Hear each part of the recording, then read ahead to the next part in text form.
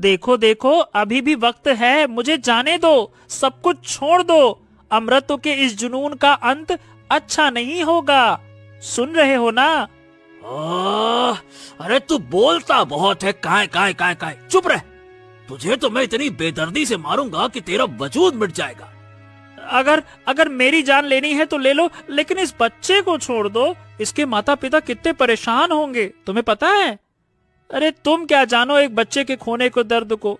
तुम तो बड़े आए जादूगर जो अमर होना चाहते हैं। तुम्हें क्या लगता है कि तुम तोते को, बच्चे को मार दोगे और अमर हो जाओगे? ऐसा नहीं होता, समझ गए? बड़े आए।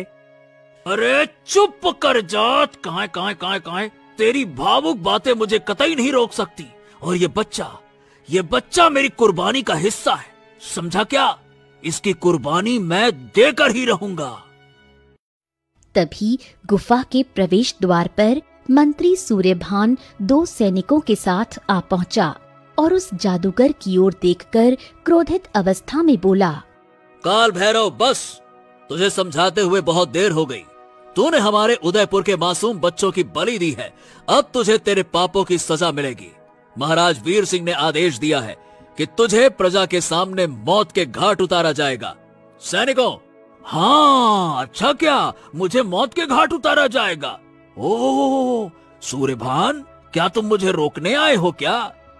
अरे नालायक, तुम्हें पता नहीं है क्या कि मेरी शक्तियों के आगे कोई नहीं टिक सकता, और इस बच्चे और इस तोते की बलि देकर मैं अमर हो जाऊंगा। फिर तुम जैसे चूजों को ना मैं यूं ही मसल दूंगा। मंत्री जी, आप बिल्कुल सही समय पर आए हैं। ये इंसान नहीं, ये राक्षस है। इसे रोकिए। इसने 100 बच्चों की बलि दी है। 101वां बच्चा ये रहा, देखिए। तो सुन काल भैरव, तू कितना भी शक्तिशाली क्यों न हो, मैं साधु महाराज की भस्म लेकर आया हूँ। अब तू अपने जादू का इस्तेमाल नहीं कर पाएगा, समझा क्या? मंत्री सूर्यभान ने भस्म निकालकर जादूगर पर फेंक दी। जादूगर चीखते हुए बेहोश होकर गिर गया। मंत्री दोनों सैनिकों की ओर देखकर बोला, चलो सैनिकों, इसे जंजीर में बांधकर कारागार में डाल दो। सुबह इसे फांसी दी जाएगी। साधु महाराज ने कहा है कि इसे सुबह से पहले होश नहीं आएगा। चलो। सैनिक जादूगर और बच्चे को गुफा से बाहर ले गए। तोता खुश होते हुए मंत्री सूर्यभान से बोला, सुनो सुनो सुनो सुनो, अरे मुझे तो आजाद कर दो। मैं अपने मित्र के पास जाना चाहता हूँ। मुझे आजाद कर दो। नहीं नहीं नहीं नहीं तोते, अब तुम्हारी जगह राजमहल में है। तुम्हारी वजह से इस जादूगर को पकड़ना संभव हुआ है। तुम अब राजकुमारी चंद्रलेखा के साथ रहोगे। चलो। अरे लेकिन मैं अपने दोस्त के पास जाना चाहता हूँ। मैं नहीं जाना चाहता राजमहल, मुझे अपने दोस्त के पास जाने दो। मैं नहीं जाना चाहता राजमहल, सुनो सुनो। नहीं नहीं नहीं नहीं, चुप हो जाओ। तुम अब महल का हिस्सा बनने वाले हो। चलो।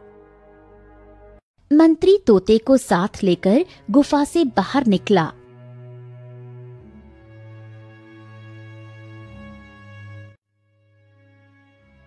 उनके बाहर निकलने के कुछ देर बाद राजू और रूपा गुफा के बाहर खड़े थे। गुफा के चारों ओर सन्नाटा फैला था। राजू, मुझे लगता है कि यहाँ कुछ देर पहले कोई जरूर था। देखो ये तंत्र मंत्र की वस्तुएं। हाँ रूपा, यही कहीं होगा, मुझे यकीन है। तभी एक सैनिक गुफा के पीछे से निकलकर उन दोनों को घूरते हुए उनके पास आकर बोला, कौन हो तुम दोनों और यहाँ क्या कर रहे हो? बोलो। मैं एक लकड़हारा हूँ और ये रूपा मेरे गांव की दोस्त है। मेरा तोता लालू जो इंसानों की तरह बात करता है, उसे एक शिकारी ने अपहरण कर लिया था। जब हम शिकारी की झोपड़ी में पहुंचे तो उसने बताया कि जादूगर काल भैरव उसे मारकर मेरे तोते लालू को यहाँ पर ले आया, और इतना बताकर शिकारी ने दम तोड़ दिया।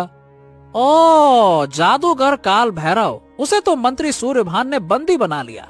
कल सुबह उसे फांसी दी जाएगी। और लालू, क्या आप जानते हैं कि वो कहाँ है?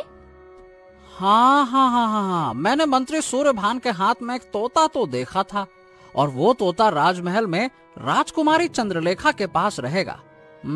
सुनो, तुम मेरी मानो तो अब उस तोते को भूल ही जाओ। समझे?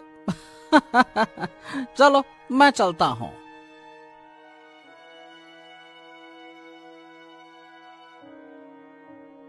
सैनिक हंसता हुआ वहां से चला गया।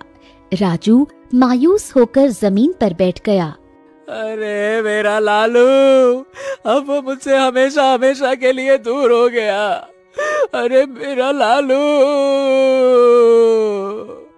राजू, साधु महाराज ने कहा था कि रोने से कुछ नहीं होगा, हमें राजमहल जाना होगा। राजा वीर सिंह से बात करेंगे तो वो तुम्हारी और लालू की सच्ची मित्रता को जरूर समझेंगे। रूपा की बात सुनकर राजू के चेहरे पर उम्मीद की एक किरण लौट आई। दोनों राजमहल की ओर चल पड़े।